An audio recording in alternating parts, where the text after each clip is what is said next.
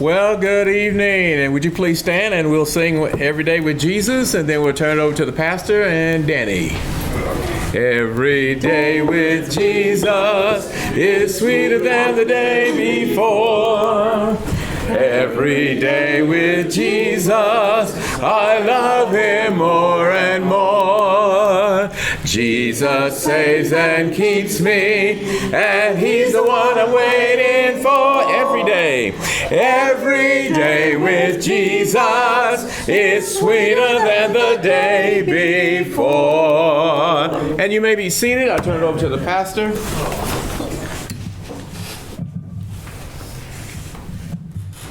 Now, I don't know if this will count as a Baptist meeting because we didn't have an offering. But it'll work. Okay. If anyone has anything to give, wherever the plate is. Well, the plate's over there. Oh, disaster. Yeah, Here. because it was disaster relief. Yes. Yeah, we can just pass it around. I'll just put this here. Here, we'll just pass the plate. Yeah, that's easier. Yeah. We'll start on the right side, or the left side, or whatever side it is. We'll just, yeah, how's that? And then, okay. Well, that was a quick singing. Man, we're up quick. That's dangerous to give a preacher that 15 minutes extra time, you know. So, well, I'm going to start off and read a verse because tonight is our report from the SBC 2024 convention that was in Indianapolis, and we need a verse, and you know that there is a verse in the Bible about giving a report. So I'm going to read Acts 14:27. Acts 14:27, because there is a biblical precedent for when we meet together at times to get a report from those that have gone out from the church. And so I'll just read this, and then we'll have a word of prayer, and then we'll kind of just jump right on into it. Acts 14:27. It says, when they arrived and gathered the church together, they began to report all things that God had done with them, and how he had opened a door of faith to the Gentiles.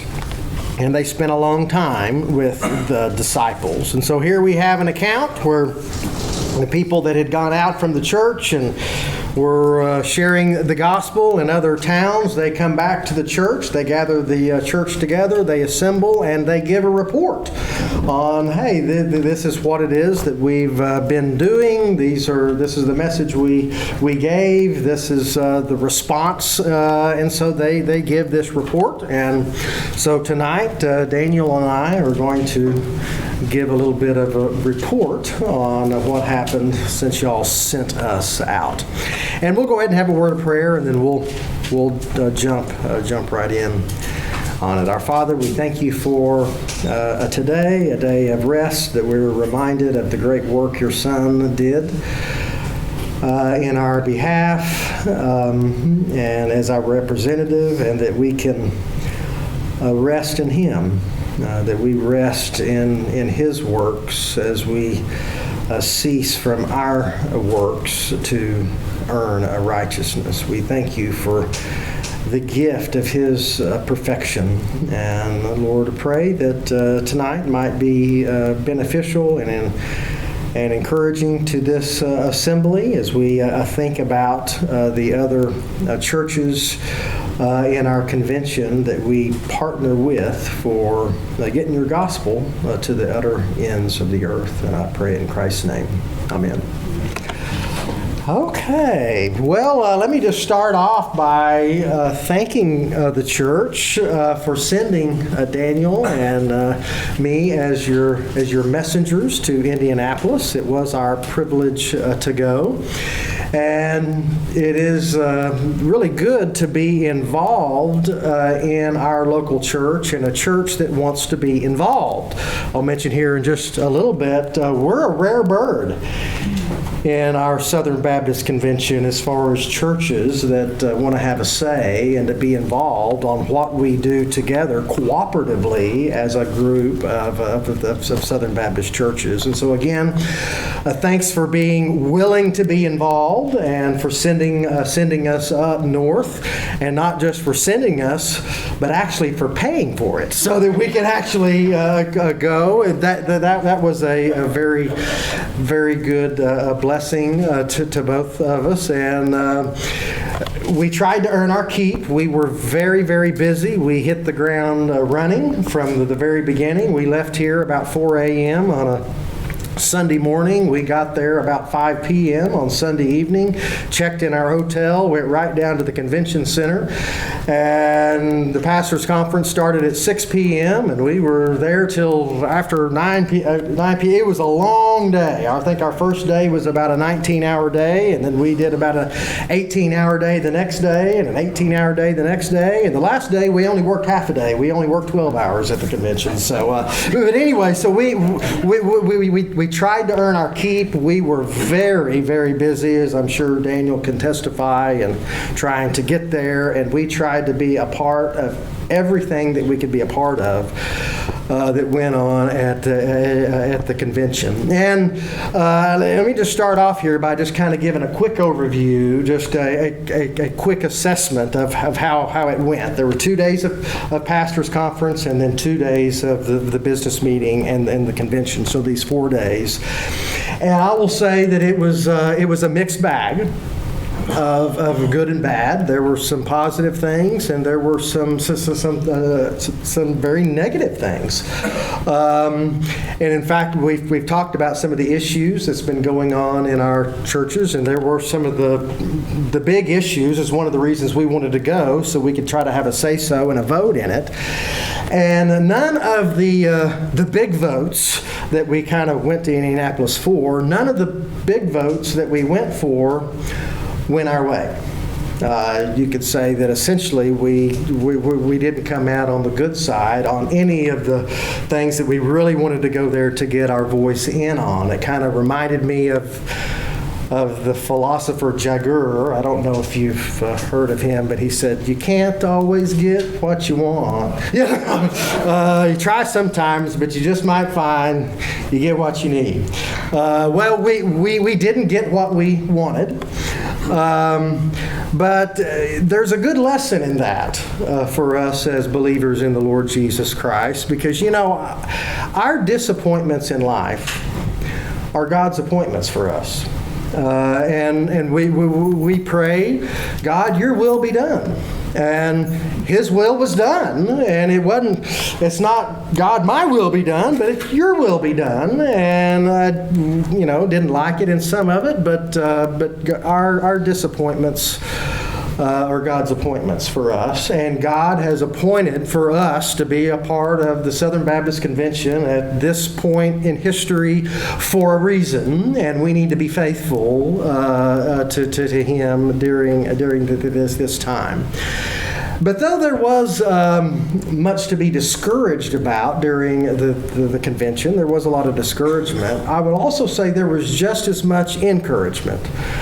Because even the last day, after we tallied it all up, and we were leaving on Wednesday about 5 or 6 in the evening, I left the convention feeling great about being a Southern Baptist. I know it's kind of ironic, even though none of the stuff really went my way. I mean, some of it did, but the big things didn't go my way. But I did leave feeling I was so glad to be a part of the Southern Baptist Convention. Because as a convention of churches, we're a cooperative group. We're in cooperation with each other. Yes, there's a lot of disagreements with each other, but we are in cooperation with each other. And our term that we like to use is that we're a group of churches in friendly cooperation. We don't see eye to eye on every single thing. That's not the main thing. But we are in friendly cooperation with 47,000 other churches to get some work done for the gospel of our Lord Jesus Christ. And we are in agreement when it comes to our mission enterprise. It was great to be there when the IMB, they commissioned 83 new foreign missionaries.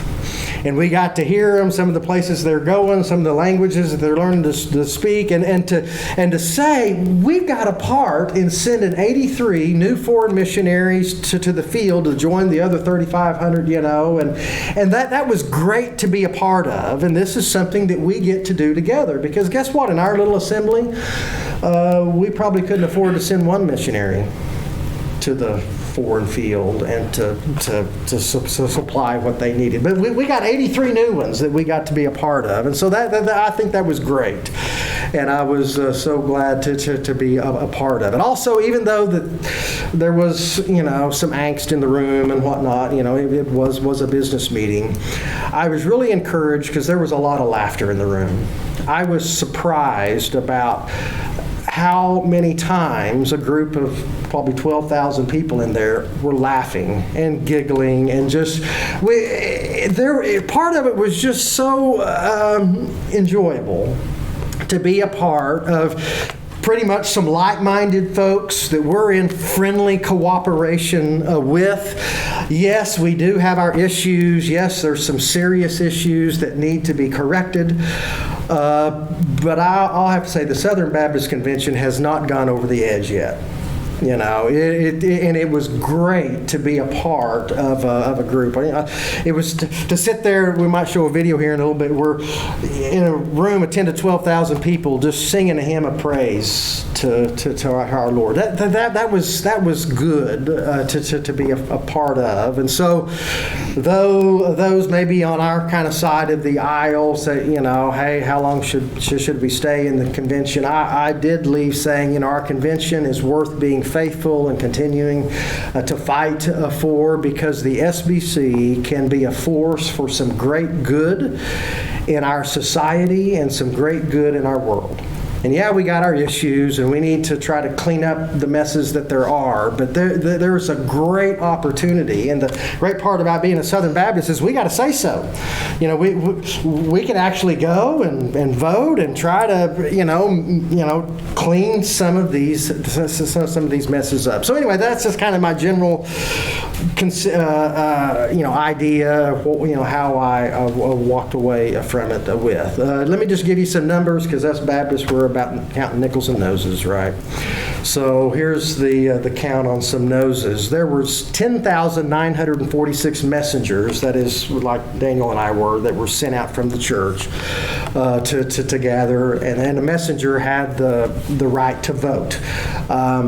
There were 16,818 in attendance, so there was a big group of people, and so there were about 5,800 guests, and there were vendors because they had booths and stuff, and so there were a bunch of folks. It was a crowded place. I did see that there were 3,988 churches represented. So of all the 16,000 that were there, or about 11,000 that voted, there were just under 4,000 that represented churches from all 50 states, from the District of Columbia, as well as Puerto Rico. And so, wow, that's a lot of representation. But we got 47,000 churches or more in our convention, and so that's only 8% representation at that convention. Of all the churches that give and are part of the cooperative program, only 8% were involved and thought it worthwhile to go be a part of that. And guess what? Our little fellowship here at Classen Boulevard Baptist Church was one of those 8%. We can say that our little assembly is an elite group. We're in the top 8%. Hey, let's be involved. Let's be a part of this. And so I was glad that we were part of those that were this huge group from about just 4,000 of the churches that were involved. So anyway, that's my quick overview. We're going to get some details here in a little bit. I do want to throw it open questions so we don't overlook something that y'all might want to know. But I'm going to pitch it off to Daniel for just a little bit so that you can hear from him. You hear from me all the time, so I think it'd be good for you to get his perspective on some of this. So I'm going to pitch it to him, and then we'll go from there. Yes? Did you notice if the number went up for the vote of the big things?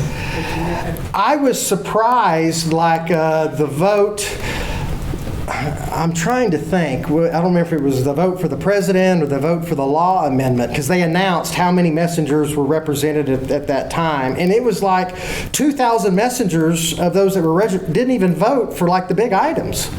And I was just, again, you have to be in the room to vote. You know, you can't just be wandering the halls. And so I was surprised, there were, 10,000 could vote, but sometimes only 8,000 voted or only 5,000 voted or, so I did find that interesting. But I do think that probably the bigger items got more votes. I think a little over 8,000 people voted for the law amendment. And then you got down to like voting for certain things, and it was 4,000 or 5,000 people. So, there was one thing, I don't think either one of us, there was a vote for second vice president, and it got down to the second ballot, and I had no clue who either one of the dudes were. So I'm like, it's just throwing a dart. Who do I vote for? So I just didn't vote because I didn't want to, and, because I was clueless, and so I'm sure there were other people like that. If they didn't know what they were voting for, maybe they just didn't put a ballot in. But anyway, I'll pitch it over to Daniel and let him say a few things, and then we'll go from there. Well, first of all, I'd like to say thank you for sending me. This was very enlightening and eye-opening. I'd heard a lot about it. My folks went, I guess it was 2 years ago. That's why we thank you for going this time. It can be a little tiring. Yeah, 19-hour days. I think by the time we actually got back to the hotel room and got to bed that night, I'd been up for 23 hours or something. So yeah, it was a little time consuming. We both brought books that we were going to read in our downtime. What downtime? I just regretted taking up more space in my backpack. But it was good. It was alternatingly uplifting and frustrating. It showed that there are places that there is strength, there are places that there are weaknesses. I still think that it's worth keeping a close eye on whether this is an organization we want to be a part of in the next 5, 10, 15 years. But if we are going to be a part of it, we should be keeping a better eye on things. We should be speaking up more. We should be more active in it. And yeah, maybe we can fix this. Like you said, we're not going over the edge of the cliff, but we are driving rather recklessly parallel to the edge right now, and it's closer than it should be for comfort. And Tim and I saw very, very eye to eye on a lot of these things, so that's one of the reasons why I kind of threw up my hands on trying to make a detailed presentation, because basically it's just going to be a lot of, what he said, what he said, what he said. I'll just let him say most of it. So I thought I'd tackle just a little bit of the more lighthearted stuff first. It was a long drive. No doubt. There's a lot of trees out there. Like, you drive Oklahoma, you see a lot of land. You drive in Ohio, Indiana, little bits of Kentucky, you can't see 50 yards off the road. We were passing cities, and we're like, wasn't there a sign, something like we're passing some big city? Like, yeah, we did 10 miles ago. You couldn't see it. It was just trees everywhere. Tim got to do at least a good part of the driving on the way back. Nice car. We got to cross some nice bridges. We got to see the Ohio River. We got to see the Arch, of course. That was hard to get because right through St. Louis, you're doing a lot of get off of this highway and merge with that one. So we were having some fun there. That shot of the Ohio River was actually close to our second hotel. We got to our hotel and realized we're in kind of a flood zone. Everything around it had massive levees. And as we went through town, we started to realize it's not just a strict matter of keep the river over there. It's like damage limitation. If some parts of the city floods, they can localize it. And your business is on the wrong side, that's too bad. Yeah. We got a couple of good shots of the crowds because numbers are one thing, but there's also, mobs of people. This was one of the thinner times, frankly. That it was always hectic moving around. Even if a session was busy, the hallways were still crowded. And yeah, just backpacks and people flooding out. Makes it real fun trying to get to restaurants. We had a couple of people that wanted to make their voices heard, but I was even impressed at how quietly they did so. Most of the time, they just stood there holding signs. There were a few people that were chanting at one point. There was one guy that I think was panhandling who had some impressive skills drumming on 5-gallon buckets. Very loud, impressively loud for just a stick and a 5-gallon bucket. Yeah, it did. I guess we'll step into Indianapolis a little bit because nice city. Tim noticed an obelisk that we kept kind of driving around in their maze of one-way streets. That is the Soldiers and Sailors Monument. Kind of nice, pretty cool. Any of you who were following along with some of the things that I think you were sending out on Flocknote at one point, that's the Capitol, sorry, wrong one. The Arts Garden. This is a sky bridge connecting 4 buildings over an intersection. We walked under it several times before on the last day. We're like, we're going to actually go up there. Let's find how to get from street level and dodge some of this traffic. Really nice in there, very spacious. It has an actual art display gallery. It has a performing stage. It has 2 levels of seating for people that have brought in food and can eat. It's kind of neat. I almost wish that I was there either in the middle of a thunderstorm or a snowstorm because you're in a giant glass globe. It's going to look really cool. And of course, we got to take the sky bridges all the way back and have a little quick stop for a phone conversation. Outside the convention center was an Eiffel Tower, and since we didn't get to go to Paris, Texas for the eclipse, we thought we'd get some photos of that. Why they're putting in an Eiffel Tower literally right outside the doors of the convention center was never explained. I saw no signage explaining it, but they worked on it a bunch. They were doing tryouts for the Paris Olympics there. I found that. Oh, so it's a temporary deal. Where the Colts play. Okay. Lucas Stadium. And they had just finished it. Yeah. It's a lot of work for temporary, And but it doesn't have a hat. no, it doesn't have a hat. I could probably add one in GIMP, though, just kind of draw that on. But yeah, that was kind of impressive to see. And on our way out of town, we spotted a church that is no longer a church. So we got a good picture of that. This is the St. Joseph Brewery and Public House. But I found it amusing, even though it's no longer a church, they do list the date with Anno Domini 2015. So anyway, the rest of it, though, this was a serious time. We had fun. We got to laugh. We especially got to laugh at some of the antics on stage during the convention. That got funny, amusingly. You wouldn't have thought so, but the guy that did timekeeping, I should have tried to pull some video clips, but that was a great way to tickle everybody's funny bone. But there were serious issues, and they need serious attention, and they need very sober attention.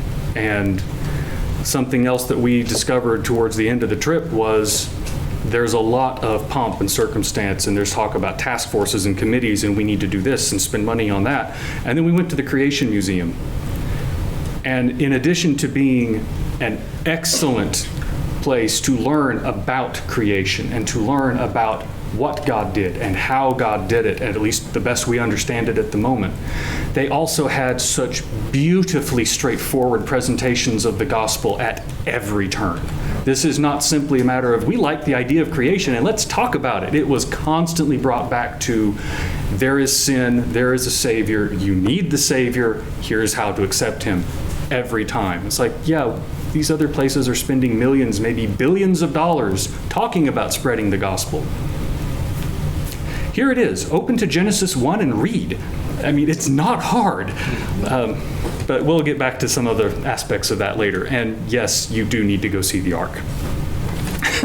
It's big. I think you could probably spend a day and a half on it just to go through it at a leisurely pace and actually take it all in. The trick is, if it's as busy as it was when Tim and I went, you're going to get about 3 hours a day when you're not buried in crowds. So you're going to have to plan it as 3 days that you're there from 9 to 12. but I think you'll enjoy it nonetheless. And Grandma Imzara's buffet right across from it is a really good place to eat afterwards. Because, of course, we're Baptists. So I'll turn it back over to Tim, and we'll fly through more photos. And if anybody wants any of these later, hit me up. Some of these are cropped down just to make it look better on screen. Okay, well, like I said, we do have other pictures, and I've got different items to talk about, some of the things we went up there to vote on, but I want to make sure to address any questions that y'all might have, and not just to follow my form here. So I'll just throw it open right now. Is there anything that y'all specifically want me to address, or a question about the convention before I get into some of these items, like the new president and the law amendment and some of the different things? And you can ask as we go along, but is there anything, I just want to know. The pastors' conference, since it's for pastors, what did Danny do? Well, that's a great question. He went with me. Yeah, it was a 2-day deal. We heard 11 full-length sermons. At least 11, I think it was 11 full-length sermons, but it started Sunday night. Like I said, it started about 6 o'clock Sunday night. We heard 3 sermons Sunday night. And then we heard, 8 sermons on Monday.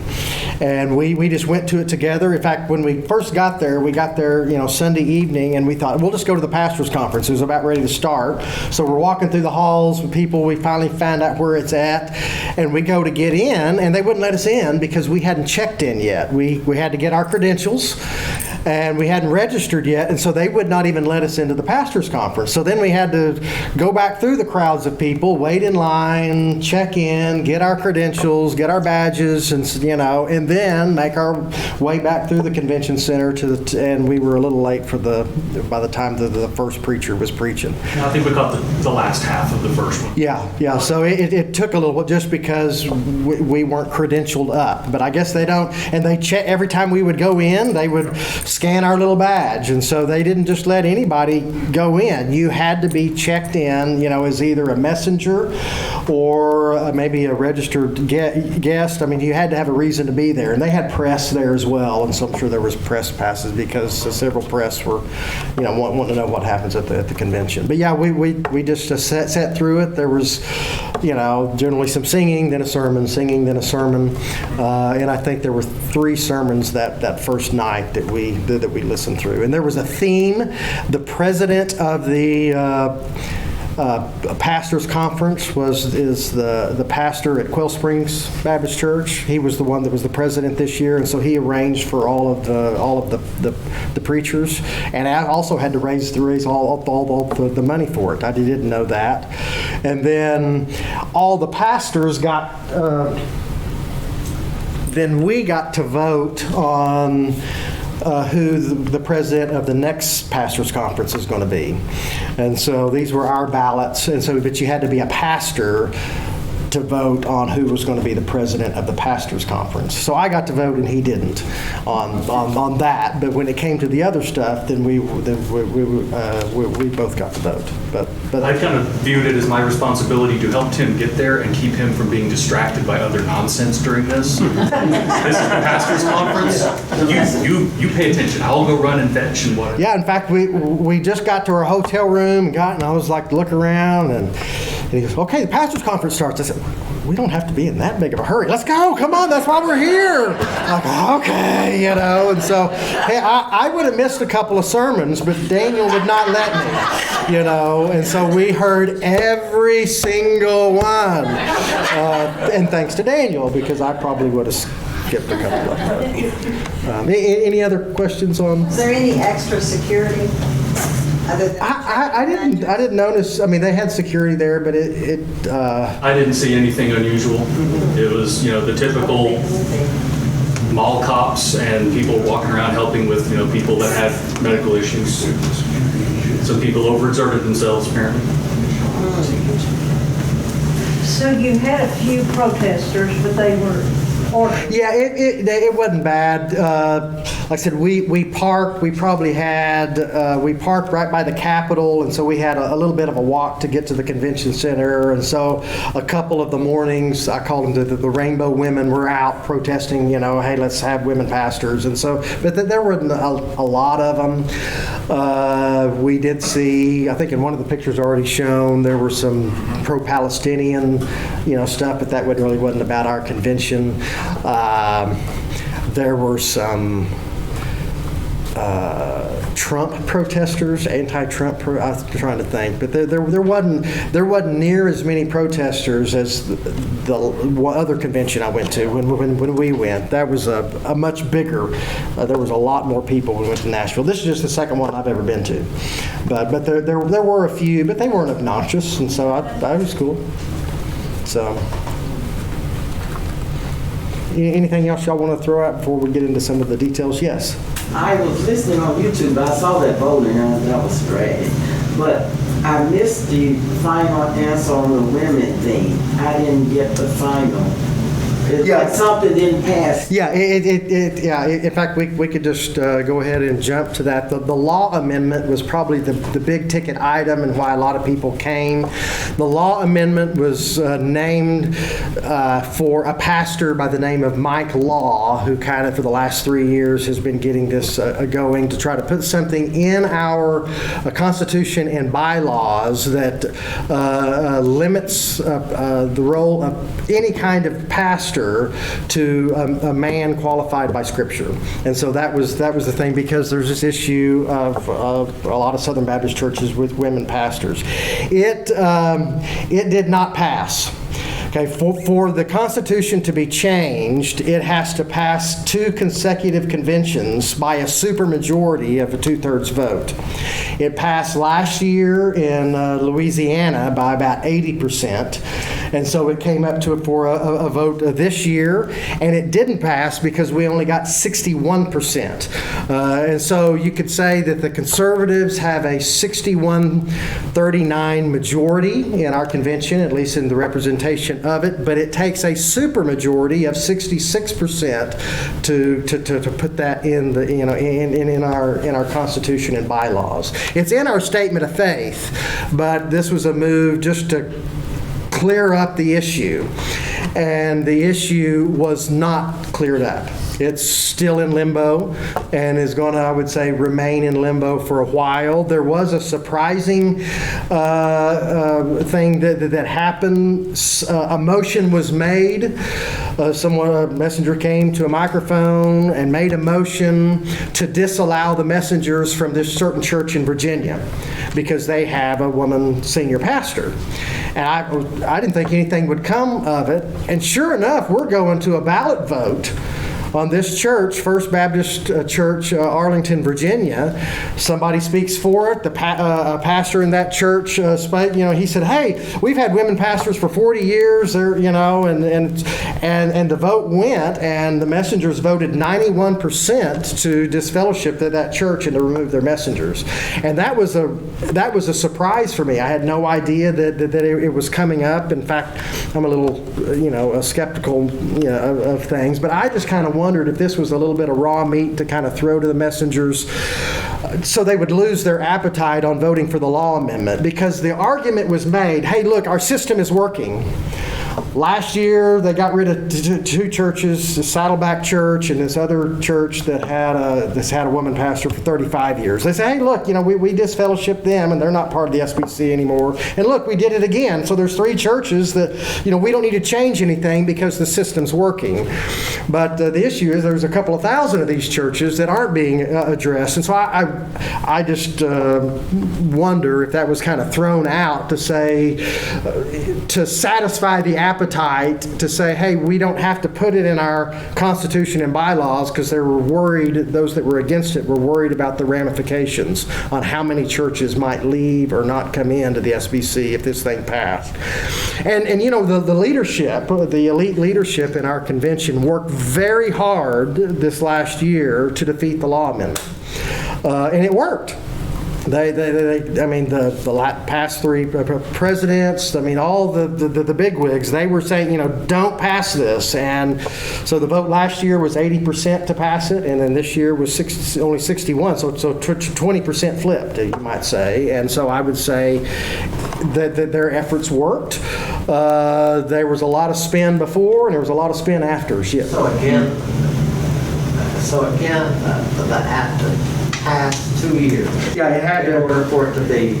Yeah, this has probably been about 3 years in the making, and so it has to pass by a supermajority 2 consecutive conventions to change our bylaws.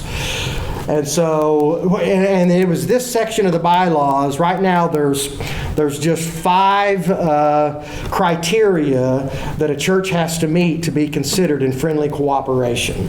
You have to fill out a report. You have to give.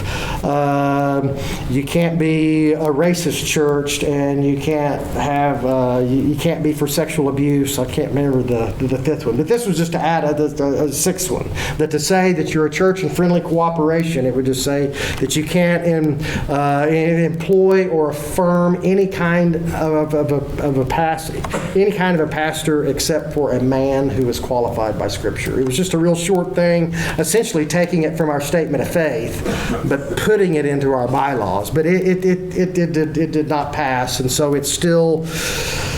It's going to be an ongoing issue. In fact, I was interested that the leader here on our own the state convention, he's running spin and kind of giving cover for it.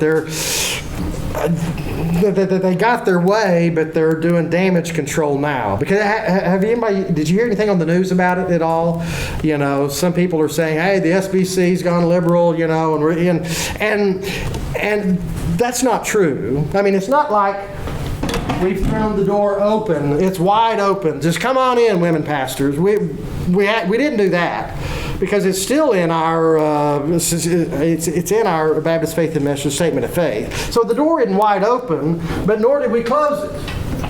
We didn't slam the door shut on it. What we did do is we left the door open a little bit, and it's been open for decades. And for right now, it's going to stay open. It's going to be just an ongoing, an ongoing issue.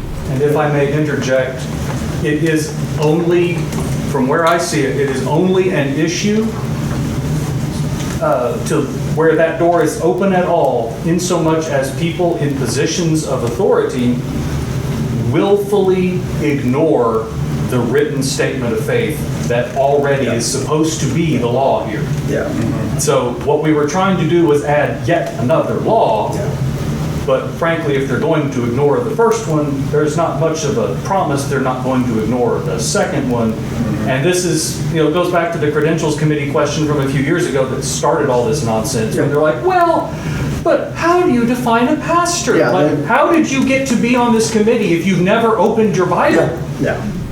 And Daniel's right. The Southern Baptist Convention is complementarian on paper. It's in our statement of faith that I don't remember the exact wording. It says, while both men and women are gifted for service in the church, yet the office of a pastor, and I think this is pastor and deacon, is reserved for only men qualified by Scripture. I mean, it's clear in our statement of faith.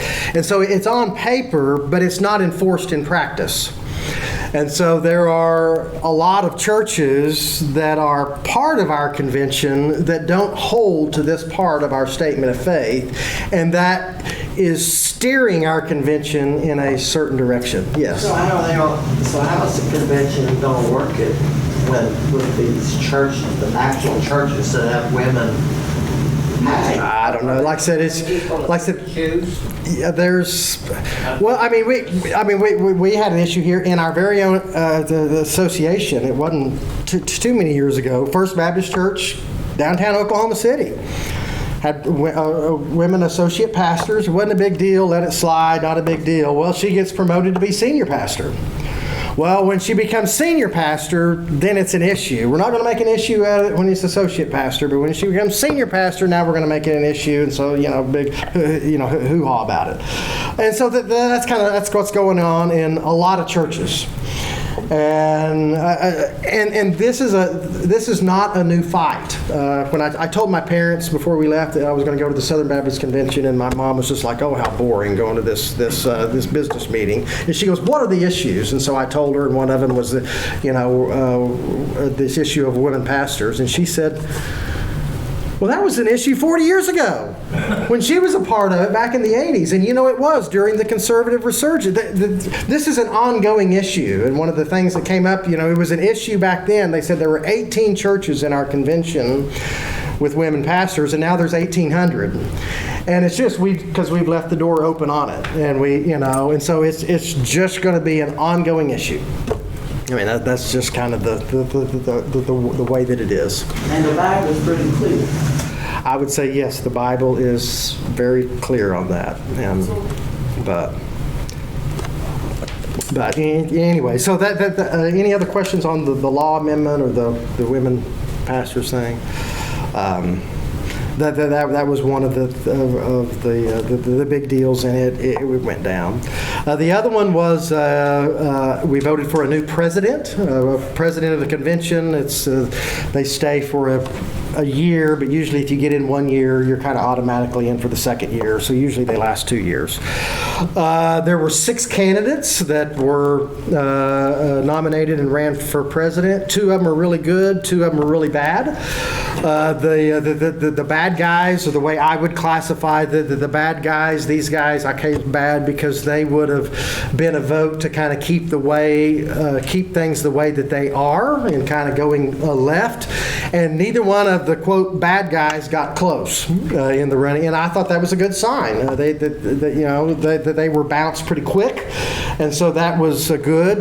The guy that eventually got elected, it went to 3 different ballots, and again in our ballots, you had a written ballot that we would send in. Sometimes we would vote and we would just raise in the air, yay or nay. But some of it, you had ballots on the inside that you would fill out. The presidential thing went to the 3rd ballot because they had to win by 50% plus 1. Pastor by the name of Clint Presley, I think he's from North Carolina. He won. He was my number 3 pick. He was for the law amendment, and so I thought that was good, but he was against financial transparency. And he really impressed me at the presidential forum that we went to on Monday night. The 6 guys kind of had an interview with him. He came across to me as the one with the most common sense, and he's really the one that impressed me the most. There was one guy there that both of us, we both reacted. He said, "You stay away from that dude." And I was just like, why do we get this eerie feeling about that one particular guy? But he got bounced early. But this guy, he came across as a pretty good guy. I do think that he won't be antagonistic to those that are on the more conservative side of the aisle. And so our new president, I'm going to say, is an improvement. I mean, the proof will be in the pudding, but it's an improvement for where we have been the last few presidents that have been leading us down, I would say, a wrong way. But so I was not too disappointed with who got the elected president. Like I said, he was my number 3 pick. 2 really good guys, 2 really bad, and he was in the middle. So it's friendly cooperation, right?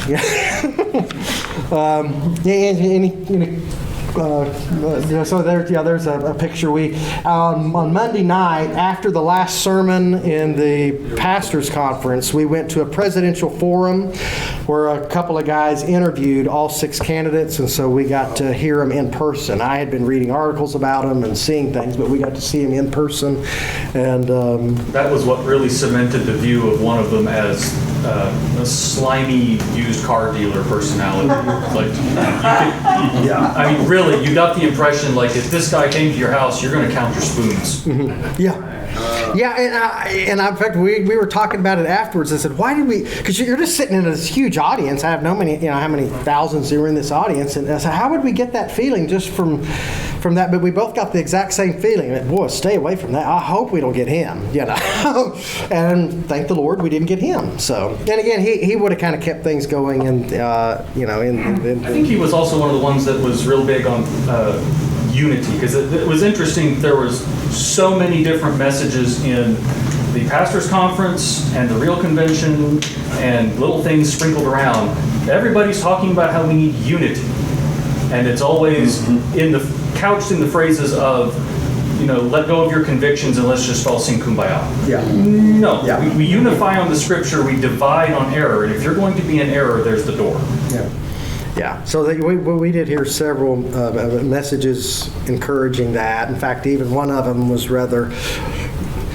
It wasn't as bad as the other convention I went to, but we were scolded. I think I could use that term. We were scolded by the elite on, wanting to have too much conviction. I'll just say that. Let's see. Financial transparency was a big issue we went up there for. They did not bring it out for a vote. They kind of held it back, so it wasn't brought to the floor. One of the pastors has kind of been spearheading this, Rhett Burns. He made a maneuver to override the chair and to get it out, but all that went down in flames. And so, though there was a lot of effort made to kind of get some financial transparency, again, the Good Old Boys group, they circle the wagons around the money. And so they are protecting the information about the money. And so all of that kind of went down in flames. That was, I would say, very disappointing, because again, we get very little specific information about the hundreds of millions of dollars that are spent, and it's just, let's just have some accountability here. Why they don't want to let people know? Well, what they were saying was that it would endanger the missionaries. And I was like, we had why would it endanger the mission? But that was the big argument against it. Could endanger the missionaries to find out how much money that, and there were, I don't know. But anyway, all of that we went down in flames. There were times during the meeting, a lot of motions could be made. I counted over 59 of them. And some of them were on serious issues. Some of them were silly issues. One guy made a motion, we want our names on both sides of these tags next year, and so, so people could any messenger can come to a microphone, make a motion, you could vote on it, and whatnot. But there were a whole lot of motions made. 6 of them focused in on the Ethics and Religious Liberties Commission. A lot of people are mad with that. With that entity. They wanted to fund it. They want to eliminate it. It actually came to a vote, and it was really close to eliminate the ERLC, and I voted to eliminate the ERLC. And I do anticipate some increased pressure after this book, I think, that's going to come out next month, on how the political left is buying influence in the Southern Baptist Convention, and a lot through the ERLC. So I anticipate a little more pressure on them. There was quite a bit of debate over the Pledge of Allegiance. Some did not want the Pledge of Allegiance being said at the convention. There was some debate on that. It was kind of interesting to hear that, but it came up. But anyway, there were a ton of motions on a ton of different things, financial things. Just a whole bunch. Let's see how much time we got left. Didn't you say that, I think Stephanie said that they were trying to do away with it, but they went ahead, somebody spoke for it, and you went ahead and did it? Yes, there was a motion made that the Pledge of Allegiance would not be said because it was part of the convention. We had some chaplains that came up, and we honored them, and then we said the Pledge of Allegiance. Well, someone made a motion, we shouldn't do that. We shouldn't have allegiance to anybody but God.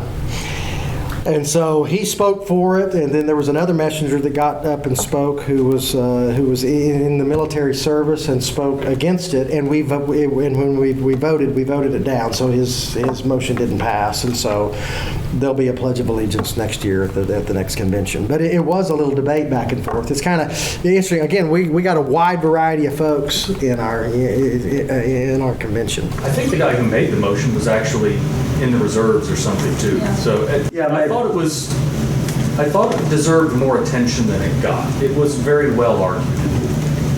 I was hoping to pull out his, the rebuttal of that motion, the lieutenant, for 4th of July for our video for that Sunday morning.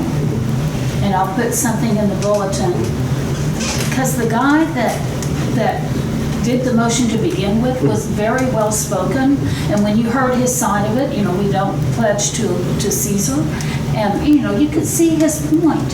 On the other hand, the lieutenant needed to be heard, so I thought I might use that for our video. Well, it was an interesting exchange. You're sitting there with 10,000 other people in a room, and this debate's going back and forth, and and then they throw it out there, and you vote, one way or another, and then it goes the way the vote is, which is a great thing in the way that we do things in our convention, because we have a say-so. Whether it's we'll put our name on the name tag on both sides, or do we say the Pledge of Allegiance, or do we have some financial transparency, or who are we going to have president, or we're going to change our bylaw. I mean, we get a say-so. And I think that's just, it's a great part, because some other denominations, they're all run by the upper elite, and what they say goes, and you can't ever change it unless you're in that group. Now, we got that group, the Baptist bureaucracy, but we can actually do something about it. And, it's difficult, but we do have that option. But they wouldn't be opposed to displaying the flag, the American flag there, would they? I don't Just the pledge. so. Oh, it's just It was just saying the pledge. When you go to church every Sunday morning, you don't pledge allegiance. Similar situation in the Southern Baptist Convention. It's just a big church. Yeah, and that was part of the argument, because it's not a church service, but they said we only pledge allegiance to God, and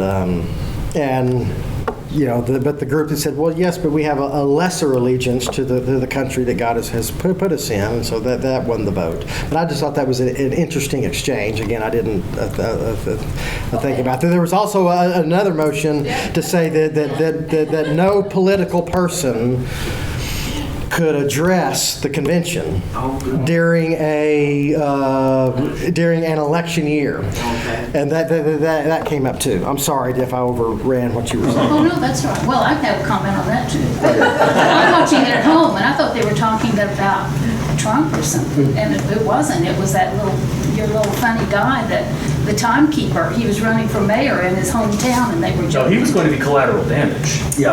It was about someone who was going to be making a nomination for the president. They were going to try to bobble the presidential election by cutting the nomination off at the knees. Oh, Yeah, and then that's what they came up and they said, well, our Don Currents, the guy who was the chief guy, he was great, but he's the mayor of his little town, and said, well, if you can't have a political figure address it, he couldn't have his role because he's a mayor. And but anyway, that was kind of the name tags. The reason why they wanted name tags on both sides, you go to a convention once a year, you see people you haven't seen in months, and you can't remember their name, and you try to look at their name tag and it's split bags. Yeah, so see, like my name's on here and it's there, and it's like, who are you? So everyone does. But it's kind of like, wow, I think we can fix the problem. But 10 minutes of convention time. It was short. there were several resolutions that were debated back and forth. One on in vitro fertilization, on religious liberty. If y'all want to talk about that, we can. The sex abuse task force did. In fact, I got picked up free resource a free curriculum for churches to address the issue of sex abuse within the church and how to protect yourself from it. It's free, but it costs us about $14 million, okay, because of the money that has been spent with litigation and whatever. That's just a number that I heard, but this is kind of what we got out of the deal, and so I said, hey, we paid $14 million for this, I'm getting one, and so our church has one. Let's see, we're running low on time. See, any other questions? Huh? I think we're good. We stayed up late. They can stay up late. Yeah, we did stay up late, and I like my sleep, but we did miss sleep. I'll have to. When you go to those, I mean, you go to learn. Yeah. And it's a lot of time. Yeah. You want to hear anything about the resolutions, each in vitro fertilization? I think that made the news. At least what I've seen from the news, the big one was the in vitro fertilization. A statement on that. There was one on religious liberty. It did seem in this resolution that was passed that there was more of a concern to stand against any effort of for our nation to become a Christian nation than was guarding against an attack on Christianity within our nation. And so there is this fight in our convention, the Christian nationalism fight. That is in our convention. Some say no, we don't want any part to do with politics, and some say yes, we need to influence politics. And so that was a big one. Let's see. As individuals, not by the convention. Huh? As individuals, but not by the convention. Well, that's part of the debate. Well, see, and that's part of it with this, the ERLC, because the Ethics and Religious Liberty Commission is the political arm of the Southern Baptist Convention. They're in D.C. to try to influence, to bring a Baptist voice to politics, and so often they have advocated for things that most Southern Baptists wouldn't agree with, and so that's a big rub. It's a great idea. It's just working opposite of our intent right now. So it's like we need an entity in the place of the ERLC, but we do not want the current ERLC. How is the ERLC selected? Big people up top pick the nominations committee. The nominations committee then picks who they're going to nominate for this, and the president says yay. Yeah, in fact, there's I'm going to check the Navigating the SBC. It talks about how the inner workings, how our convention works, how does someone get to be the president of the ERLC, the committees, the trustee system. If you want to browse through this on how it all operates, we went to this kind of an orientation for messengers. They put this out for people, new churches that have come into the SBC to say, how does this system work? And so this is, it's kind of just the inner workings of how it all works. And see, and that's the important thing of who's president, because the guy who's president puts people in power. Who puts the people in power? And so if you get a conservative president, that's how the conservative resurgence happened over a lot of years. He put people in power, that put trustees, that put, of all the entities and the seminaries. And so you flush out all the liberals. But if you get a liberal guy in there, then he puts liberal guys in power, that puts liberal guy, and that's just the way it works. And it happens, it usually takes a long time.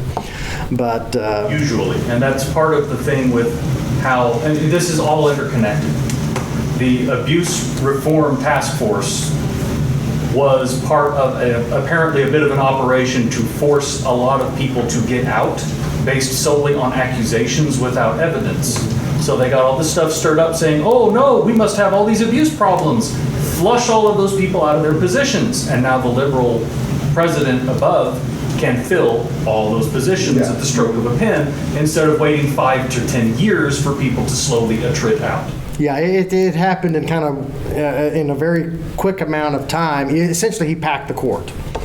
And of course, there's almost no fanfare during this convention given to the fact that all of those allegations turned out to be bogus. Yeah. So we went through all this stuff, spent $14 million, and are now setting up this really foolish database thing for churches for nothing. There was no fire, there was no smoke, but we've bulldozed the building anyway. Yeah. And one of the things that was apparent to me, the censure vote came up, and the victim advocacy groups, I want to say, are very vindictive in the way that they were doing things. And I put it, broken hearts are sharp, and when people have been hurt, they hurt other people, and you could just feel it when these people would come up, and they were so prickly and just wanting to get vengeance on anybody and everybody on it. But when that mentality is pushing the ball in a certain direction, you need some calmer heads and some wisdom, and it's just sin messes things up. Sin breaks things, and so. But anyway, that's a mess. Wow, we're about out of time here. We went to a couple of forums, a Life and Liberty Forum, the Center for Baptist Leadership had a thing. Heard a tremendous speech by Megan Basham. In fact, she's got this book coming out, I think, next month called Shepherds for Sale. She kind of get a preview of that, but it's kind of touted as a blockbuster that will expose how the evangelical elites and their bedfellows on the left, and how they're bankrolling many in the SBC. And the SBC elite are prominent in this scandal, at least some of the, and where they're getting their money. And it just tells us that, because the SBC is so big and so influential, many people in politics are trying to influence the SBC.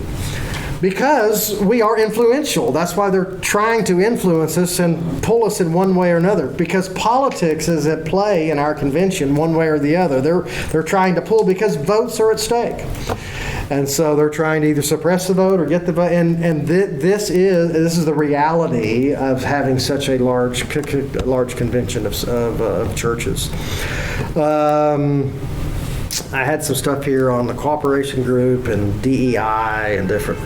But let me just end on this, and that is sermons. All right, we're going to. I probably heard 15 or 20 different sermons during our time, not to mention who many other talks. But the best one I heard in the whole trip, and Daniel already alluded to this, was when we went to the Creation Museum. And there was an hour-long lecture given, and that was the best thing that I heard the whole time. The most complete, the most clear presentation of the gospel. The whole trip wasn't all the Baptist preachers that I listened to. It was to hear this scientist talk about God's wonderful creation in the book of Genesis. And it was so refreshing to get such a clear biblical, scriptural presentation and assessment of our society and the importance of being biblical over this issue of creation versus evolution. I tell you, they nailed the message all throughout the Creation Museum, the Ark exhibit. It was a complete message of the importance for the next generation and how to combat the corruption within our generation. They have this presentation. It's called the 7 C's. I'd never heard of it before, but it's just a great gospel presentation from beginning to end, from creation and corruption, what's that? There it is. Oh, yeah. Creation, corruption, catastrophe, confusion. The languages, Christ, the cross, and consummation. And been all the way through this museum. I mean, they're just presenting God's word, and it was refreshing. It was tremendous after all the bickering and back and forth, and we didn't get our way, and and we're fighting over some of these ancillary issues, and to go there, and it was just like, just to get a good message, and it was a great way to end our trip. Though it was rushed, as Daniel mentioned, you could spend a lot more time than we did there, but I really appreciate y'all letting us go and to experience that. We did bring back a bunch of literature and some books. Avail yourself of that, because it was probably the most encouraging part of the whole trip after swimming in the SBC swamp. It was nice to go to those two museums. But any questions on anything else? Like I said, I'm sure we could talk a lot more, and if you have any individual questions, let me know. But if you didn't get through, we can do this again in 2 weeks, if you have that you didn't get to say. Well, I mean, there's other things we could, that we could talk about. Oh, did we see all the pictures? Yeah, you got pictures of the ark? Not hardly all of it. Okay, well, why don't we just go through some of the pictures real quick? Is that all right? Okay. I mean, we're a few minutes over. Okay, so let's see. Jump back to, first of all, if anybody's interested in like the flyer for Megan Basham's book, I think I've still got a copy up there on that table. I've got the photos of it. Got one ordered. And I'm going to actually I've got mine pre-ordered. The website there, hc.com/shepherds for sale. Just type it in. The QR code doesn't work for whatever reason. There's a flyer here on the law amendment, and the back side of it has a bunch of articles. We've got copies of that stuff. It's going to be coming up next year. Worth a read. Let's see. Then we drop into next slide. I am stressing my little computer out here. Yeah, that was a registration desk. That's in the big hall. I can't tell if that's pastor's conference. No, this is definitely the convention. This is convention. Yeah. Because for the pastor's conference, they effectively used the same room, but they had drapes blocking off the left and right extreme halves to keep us a little bit more narrowed up. Panorama, you can kind of see, but still. There's a lot of people. That's Daniel. Some weird guy picture.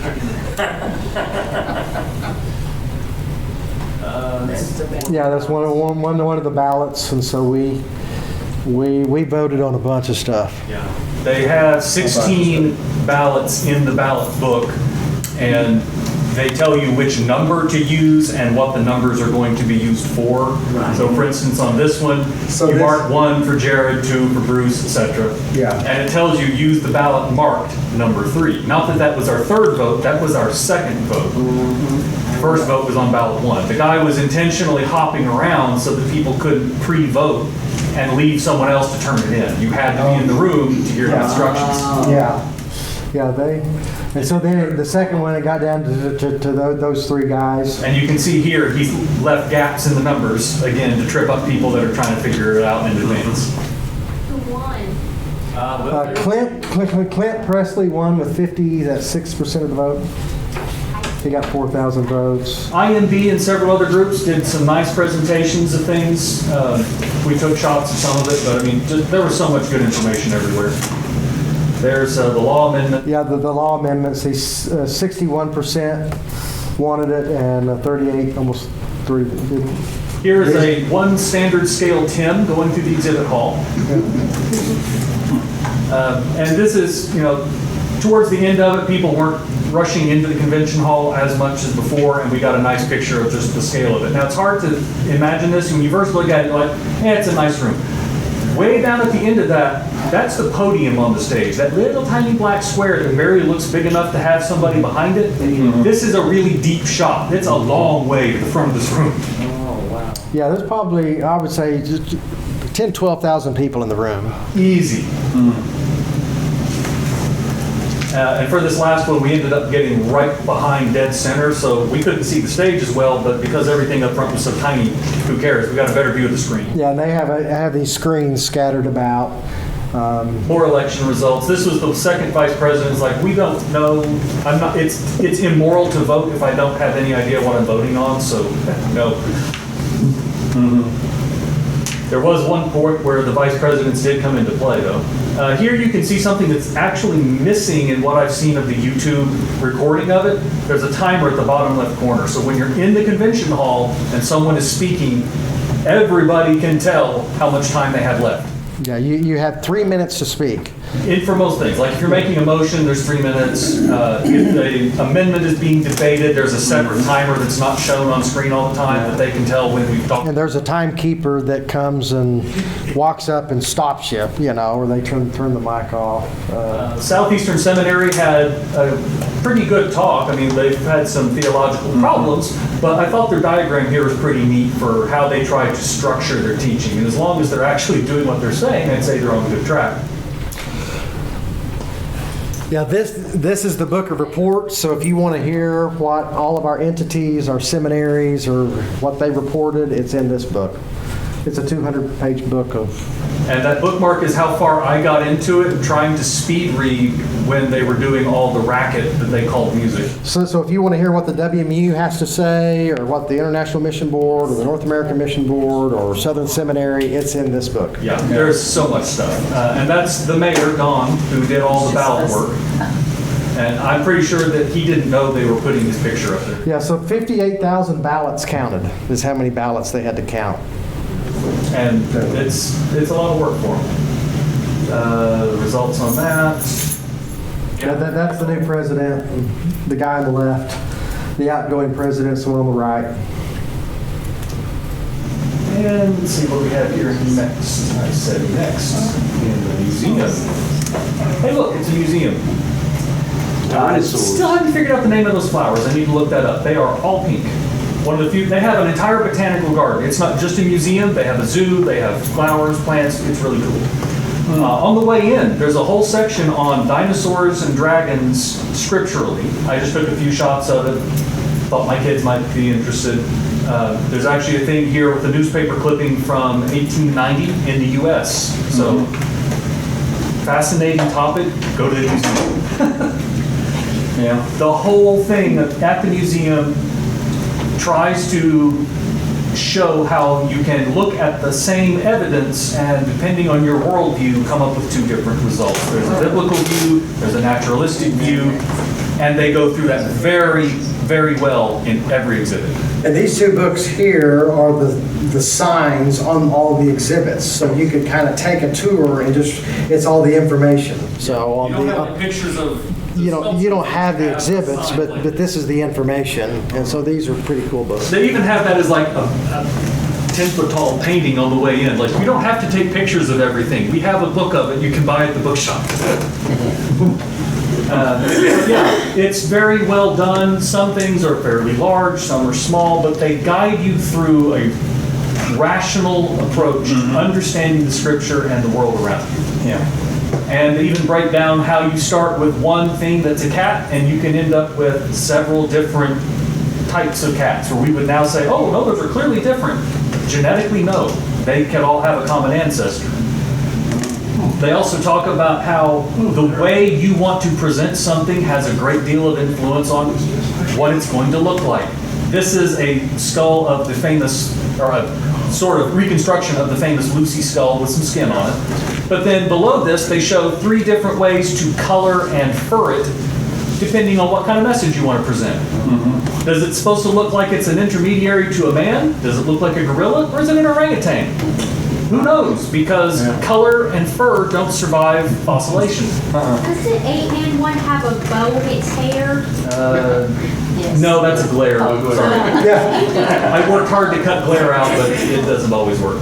And so here at the bottom, they've got more text about, why that can be a problem. And so people can be misled by an artistic choice. So the museum tries to be very clear anytime they make an artistic choice so that people don't throw it back at them. The mural of the 7 Seas, that is a room just for that. That's about 3/4 the size of this. So it's kind of powerful. You come around a corner, it's all black, and that is just glowing in your face. It is a phenomenally well done presentation. We thought this was just kind of funny because that's about eye level as you're coming around another corner. There's a raptor having lunch, and well, they really would prefer that you not pet him. Some of the statues are animated. Some are, yes. And I'm not sure if this one used to be, and maybe they turned them off. I wasn't clear on that. At the Creation Museum, they have a partial section of the Ark hull, full size. And this one's also an animated thing. They've got the construction workers down there to the left grumbling about the work. So it's kind of cool to get to see, though, how you can build a hull that size and make it really rigid and survivable. We went to this very excellent presentation, which I still need to contact them. We asked this presenter right afterwards if this was available as a recording because we wanted to bring it home. And he's like, you know, we haven't recorded this one yet, but there's another one that kind of covers the same material.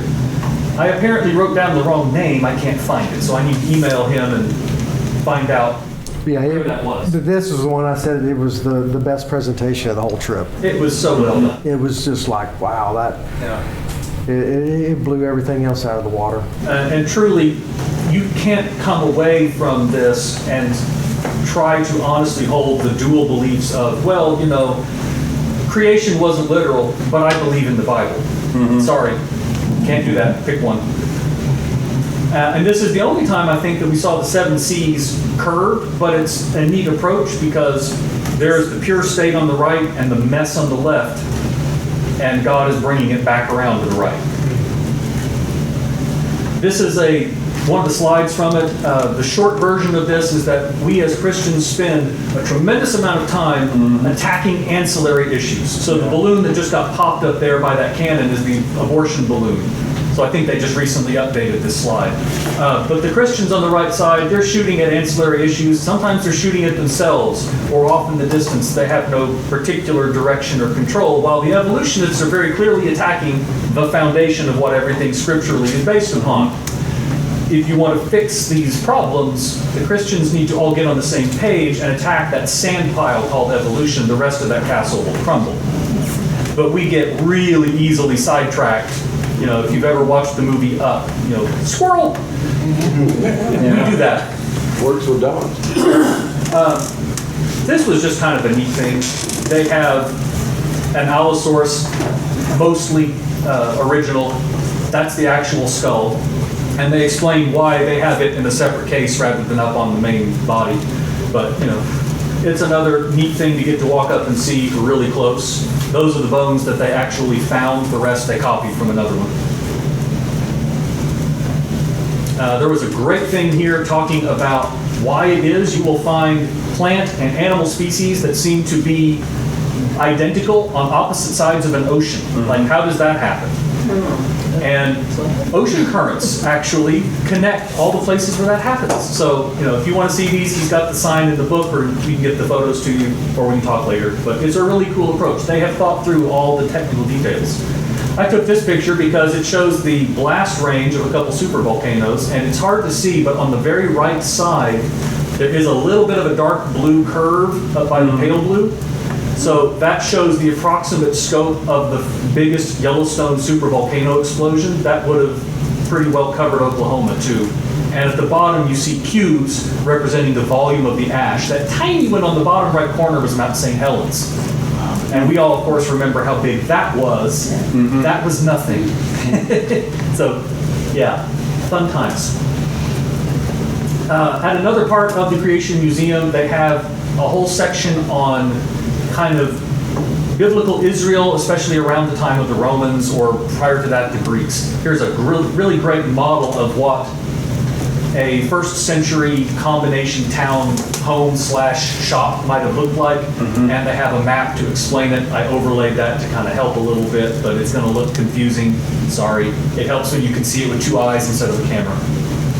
But really, very well thought out, and they have a whole section back there on the clothing, the architecture, the foods. There was a thing that Tim and I hadn't realized would be there on Fearfully and Wonderfully Made about the creation of mankind in the womb. how the human develops, when life begins. And this was a really fascinating clarification. In the fine text at the bottom, some Bibles mistranslate this passage to speak of a woman who miscarries after being struck. This error changes the meaning to say that a man is merely fined if the baby dies and only in danger of life for life if the woman perishes. In other words, the actual Mosaic law would have had the death penalty for abortion, for causing harm to a baby. We have missed that by not being careful with our reading. Then there's this entire fabulous thing with detailed mock-ups of what the baby looks like at different stages, highlighting certain things that are going on when the heart begins to beat, when the eyes begin to move. It's a great thing to go see. We also used a standard Tim for scale at some of the dinosaur exhibits upstairs. He was very helpful with this. They've got a lot of really well done things. There's, again, a 10 in the distance. That's pretty big. I think that one is also a raptor, actually. And that dinosaur exhibit section is visible from across an open courtyard that is another eating place in the museum. So if you bring a group, especially with youngsters, this would be a great place to eat. You can go upstairs with your food and look across to this nifty exhibit that you can then take the kids to go see. We saw another program on The Last Adam. This one's available on DVD. In fact, it's shown as a video while you're there. They have so many great presentations that very clearly bring the gospel presentation home. And there's a standard Daniel for reference too at the entrance. Thank you, Tim. Oh, and they do have a zip line if anyone's feeling adventurous. We were a little busy. On our way out, this is kind of a freebie, we noticed we're in Bulletsburg, and there was a sign for the Bulletsburg Baptist Church. So we decided to take a little tour to find it. It was only a few blocks away. Really kind of cool, built in the 1790s, and looks like it's still being well attended. And next we have the Ark. So here is the parking lot, and you can kind of see it in the distance. You park it a lot, the buses bring you in, it's a bit of a drive to get there. When you arrive, there is this really cool entrance that you can walk through if you don't go through the gift shop first. And it has that sign, "I have set my rainbow in the cloud," on the inner wall. So it's a really cool way to walk up, and it frames the Ark beautifully. You approach and enter at the stern of the ship.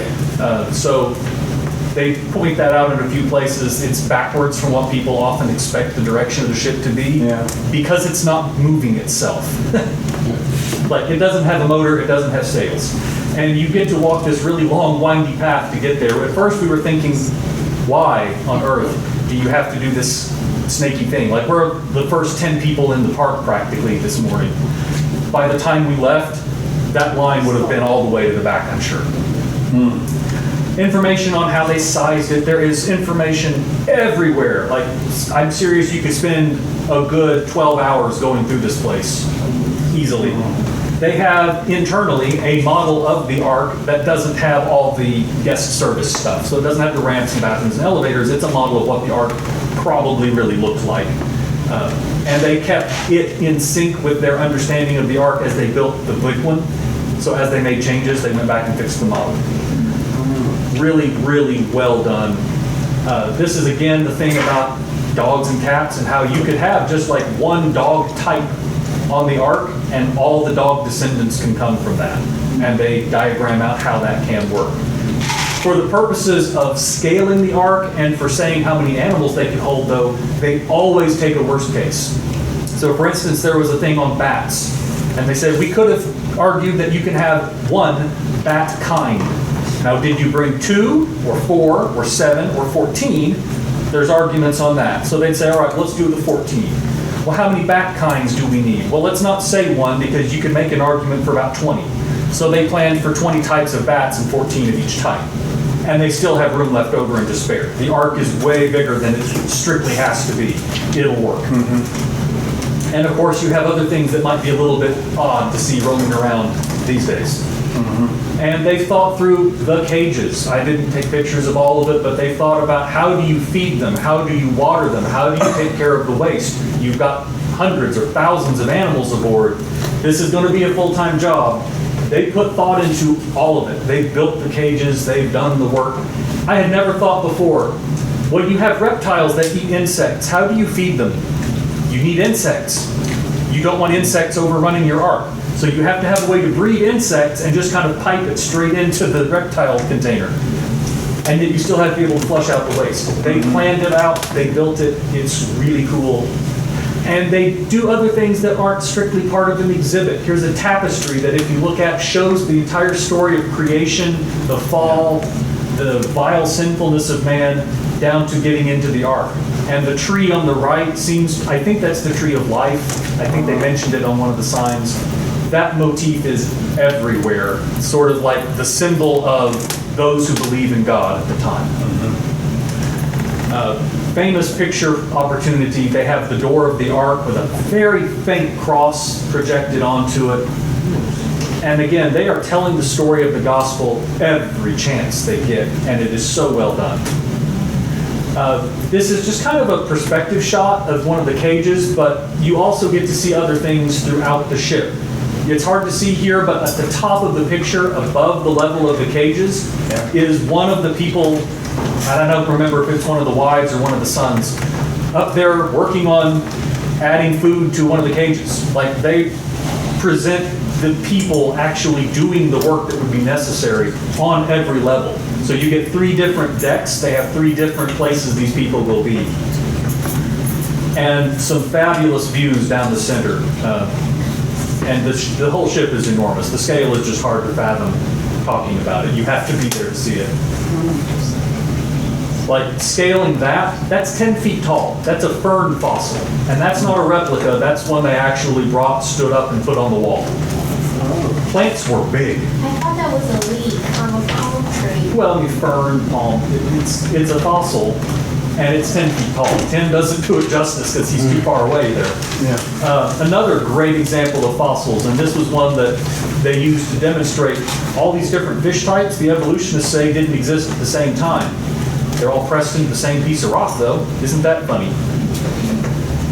They talk about how modern science is infatuated with the idea of finding water on Mars, but there's more evidence of water covering the Earth in a global flood, but they like to ignore that. This is another thing for scale. There's a person there on the right. He's 6 feet tall. These are just some of the things that have been discovered from the Ice Age stuff. And keep in mind, the Ice Age is post-flood. So these are things that came off of the ark and were roaming around after the flood that then got caught in ice. And a little bit of a zoom in on some of them. I have never seen that Glyptodon. It's like a beach ball with legs, and it's 5 feet tall. Good heavens. I don't know what it would be like to run into it. I have a feeling it's kind of an angry squirrel, but who knows? They have things talking about climate change, since that's a really big topic. This particular graph they're showing only starts with basically year 1, when Christ was roughly born. The temperatures have gone up and down, probably will continue to do so. I'm pretty sure we didn't have a bunch of cars running around in the Middle Ages to cause that spike. They have other exhibits. Hudson Taylor's actual chair. Now, they've got a lot of other things that are replicas of things from missionaries or other artifacts, and they'll always say on the plaque what it is. I was really shocked. That's his actual chair. Why is that picture? Oh no. Did it reboot? There is a minor problem with my software. Let's see if it wants to recover. One of the things that they have is what they term a decommissioned Torah scroll. I have yet to figure out why you would decommission one, but it's the entirety of the Pentateuch in one scroll, and they've got part of it rolled out. You can start, and it's got it annotated. This is Genesis. This is the story of Joseph. This is the Exodus. Yeah, this Raspberry Pi is going to take a minute. If you can stay, great. If not, sorry. Did they explain how the food they have they food? Yeah, they have planned for the types of food that would be realistically needed, how you would store that, in what types of containers, where you would place that in the ship for easy access, and to keep the weight balanced so the ship isn't now unstable. And other things. And even a place to grow food up at the top to where they could actually grow some food. And they thought about, such fun and pleasant topics as waste disposal. Like, you've got some fairly large animals, they're going to make a fairly large mess. How do you get that overboard while the ship's being rocked by waves? And they have an entire structure set up for that is just amazingly ingenious, and yet you look at it and think, I should have thought of that. Yeah, it was much more detailed than I would have thought. But as you can check out those two books, one on the Ark and the Creation Museum, just a lot of good information there. So the size of the ship in their encounter, was it as big as the ship actually Yes, was? that is. Yeah, once you go inside, there were 3 different levels that you could see around the edges, and then a ramp going up to the second level, and it was massive. Yeah, it was. And truth be told, I mean, it makes you realize when you're up there. Yes, I have the actual map over here. Of course, they didn't build a ship. They built a building shaped like a ship because it still has to comply with modern building codes and it's got fire sprinklers and things like that. But they still followed the basic plan. God said the dimensions, and he said you will have 3 decks. So they have 3 decks. They've also got like a crawl space at the bottom and another space at the top. Like the decks are, what would you say, 12, 15 feet high? I mean, this thing is massive. There is space and to spare. Now, surprised how many bathrooms and elevators that Noah put in the Ark. I mean, it's just like, wow, here's an elevator. What they started out with, like building this rectangular stuff on the starboard side. Yeah. Those are just normal buildings. That's where they've got the bathrooms. And then they built the ship kind of touching that. So they've got all those things, but they don't take up interior space with them. So the interior space that does get consumed is like this massive ramp is how you, as the crowd, move from deck to deck. So it's really... What was the importance of that chair? Who's Hudson? Hudson Taylor was a missionary in China in the 1800s, I think it was. One of the... I wonder if he was Southern Baptist. Yeah, he went to China. He was the one who kind of revolutionized the way missions was done because he adopted Chinese dress and their customs, and it really helped him communicate the gospel when he dressed like them and ate like them. And instead of, looking like an Englishman, he just said, I'm gonna live the way that they live. And so he, I think that, if I remember correctly, but yeah, he was a missionary to China. So, yeah. I didn't know why the Ark had that. Yeah, it's like they've got a section in there on the history of the Bible. So lots of different Bibles, fragments. Thank you. They've got different things from other missionaries. There's an entire section on sort of a kind of a graphic novel approach to the gospel, except instead of it being like, flipping through pages, it's murals this tall. But it's still drawn in that comic book style. It's following teenagers going through this and like, well, why do you believe in God? Yeah. They're everywhere you turn, it's well done. They used all the space pretty nicely. Very, very, very well thought out, and if you have an opportunity to go, it's well worth going. So the best thing to do is get there early. I would say so. We were there before it opened, and so we didn't have any crowds. But by the time we saw it and were coming down, there were people everywhere. I mean, it was packed. We started to notice partway through that we were a step ahead of a big rush. Like you could look behind you and see there was now a lot of noise, and there was a big crowd forming here or there. And so we kind of got out of our quick, whistle-stop tour right about 11-ish. Yeah, we were only in the Ark 3 hours, man. We went right across into eating at the buffet. We had some people in there, but okay, fine, we'll get our plates. And then 10 minutes later, there's a line out the door. So we were one step ahead of the crowds every time. And that's because we were trying to get out to get back home. Yeah. So we did quit. We left straight from there and didn't stop except for gas until we were back in Oklahoma City. 1 a.m. something like that. Yeah, we got in about 1 a.m. on Well, I was supposed to be back to preach, so, I had to be back. So. But we got, I brought everything, everything that I picked up flyer-wise and stuff. If anybody wants to look at it, happy to answer questions anytime. Thank you guys for going. Yes. Representing A us. good report. Well, we'll close with prayer, and then if y'all want to chat some more, we're happy to chat some more. If the pictures come back up, we can see the pictures. holding it up back there. Okay.